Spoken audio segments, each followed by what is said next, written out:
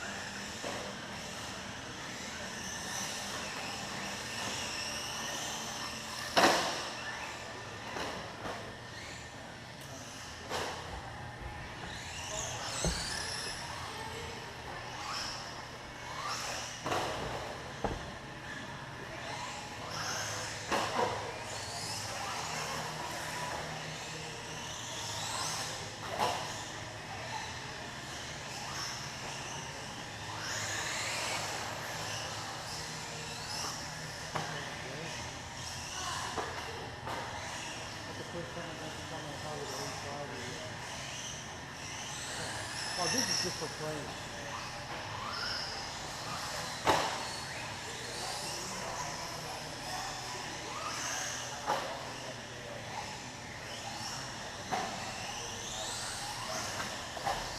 Nope.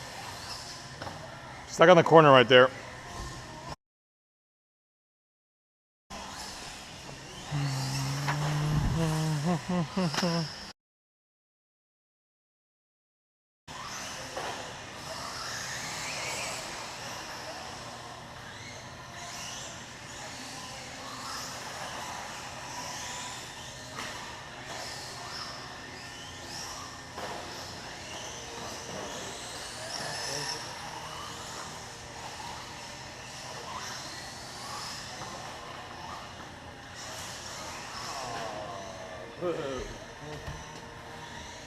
It's the first second to get out of there. It happens to me.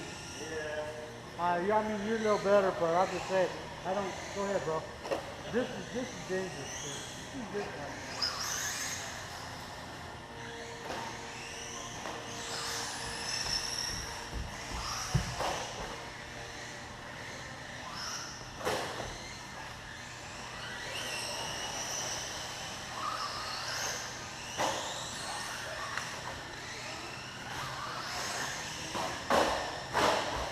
Oh my gosh.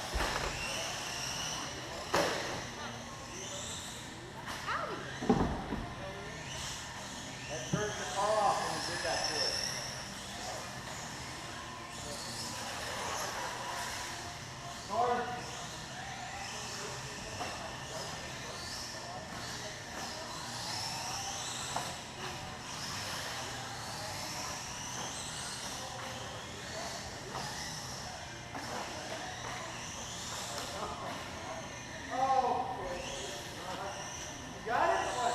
I got it. You got it?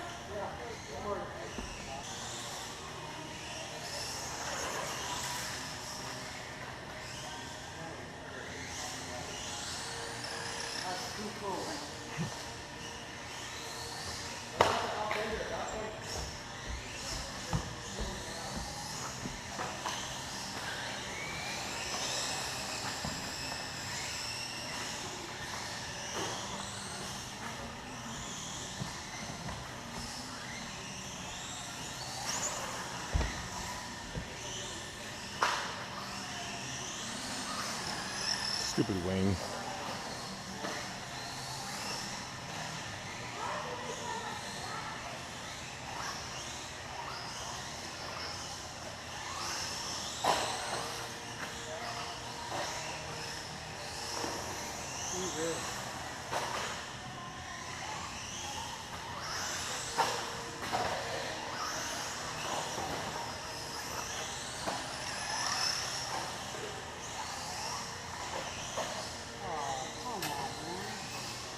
Hey, bro, would you help me out?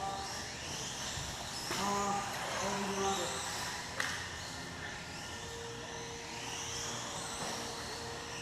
That thing is smooth. Yeah, not bad. No, I mean, it's a toy and it's fun to play with. Well, I made the rear independent suspension. The car's supposed to have a solid axle, so that I hear that. I totally agree. I'm just. This is. That's something you could really enjoy and have a Yeah. good time with. This is the first time I've driven this car with this transmission.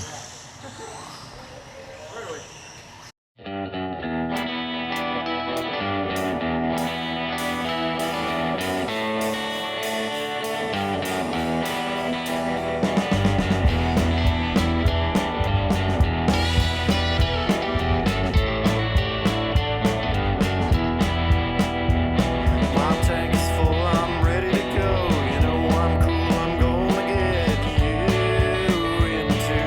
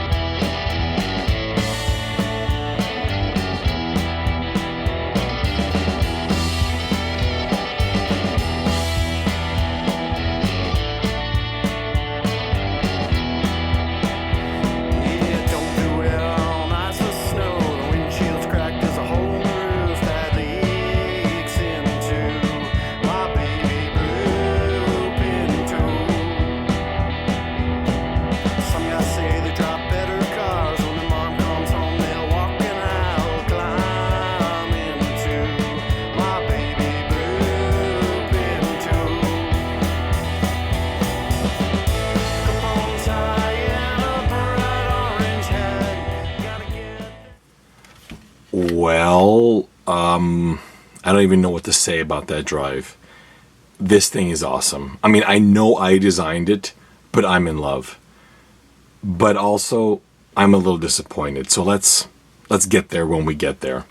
First things first, how do I think the car actually ran? Well, the car is hard to describe because you look at it and you know that underneath all of the nylon, it is a Tamiya Hornet.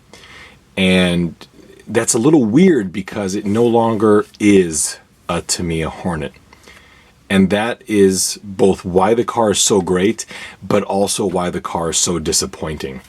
This thing runs so freaking well, it's hard to describe. Now, what I noticed about this car is that going down the straightaway, it just kind of floated like a cloud. I mean, it was amazing. Once I got used to how the car was turning and how the car was stopping and how the car was accelerating, it was awesome.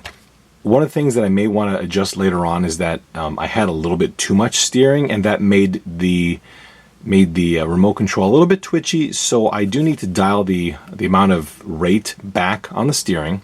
Another thing that I noticed was that the front shock oil is horrendous. It is. I didn't realize how soft it was, but it turns out, I mean, you can see in the videos when the car would land, it would do this. And no, we can't do that. So I think the car's got 30 weight. I'm going to bump it up to like 60 or 70 weight. The rear was pretty good, but also it needed a higher viscosity rear shock oil, and then to also be dropped a tad more. The car would have been happier just maybe about 5 or 6 millimeters lower. Under really hard turning, the car wanted to lift up, and that was only because the tires are so darn good. These are Proline Ion tires. At the rear, and despite the exact same appearance on the fronts are electrons. I don't know what manufacturing dude did the front tires, but man, could you have gotten any more flash on these things? I don't even know what the heck. The rears look great, but anyway, that's another story. Launching this car was amazing. I mean, it flew straight, it flew even, it was controllable with throttle. It was awesome. The car jumped like my RC10 B2, and it handled very similar to that car as well. I would say the only difference between that car and the B2 is the width. The B2 is significantly wider, and therefore it is a little bit more stable. You can see that I did install my 3D printed rims for this car. The rear suspension worked really well. One thing was that under maximum extension, I think what happens when I would initially jump, the tire would drop super fast, and I would hear a slight click for a split second. And I think what's happening is it's extending all the way until it's actually coming into contact with the drive cup. So I'm going to take the shock apart and put in maybe a 0.5 millimeter spacer just to make sure that it doesn't, hit the edge of the cup and wear on the dog bone. That is not going to be acceptable. So just make sure that in the event that you are going to build this rear suspension, you need to make sure that under full extension, the dog bones do not rub on the drive cups, because that can lead to premature dog bone wear as well as imminent failure.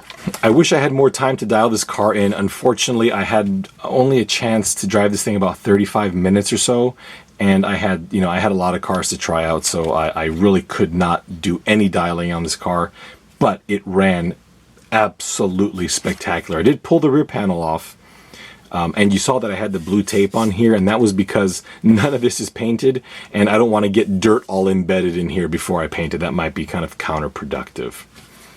The real question is it better than SuperFly 2? And unfortunately, that is not a question that I can answer, because these are not the same cars. That is like saying, is Tuesday better than Blue? They are how can you even compare them? And that's how SuperFly 1 and SuperFly 2 are. If you look at this half of the car, they're effectively the same car with a different body. What comes into play is the rear suspension. The magnificence of the Tamiya Hornet is the terrible rear suspension. This car, although the chassis and the gearbox are Tamiya Hornet, this car does take away the charm that is the defining feature of the Tamiya Hornet. If you are contemplating building SuperFly 2, you have to ask yourself, do you want to have a Hornet when you're done? If the answer is yes, then I would not build one, because this car is no longer a Hornet. It is SuperFly 2. Everything else can be done to your car just like on SuperFly 1, and you will still have a definitive Hornet that jumps better, lands better, steers better. but is still a Hornet with that solid rear axle. If you feel that you have to have the world's most over-engineered Hornet, then okay, maybe this is a good path to go down. We are not done with the build. I still have to do the painting on the body and decal up a wing, and then SuperFly 2 will be completely ready to rumble.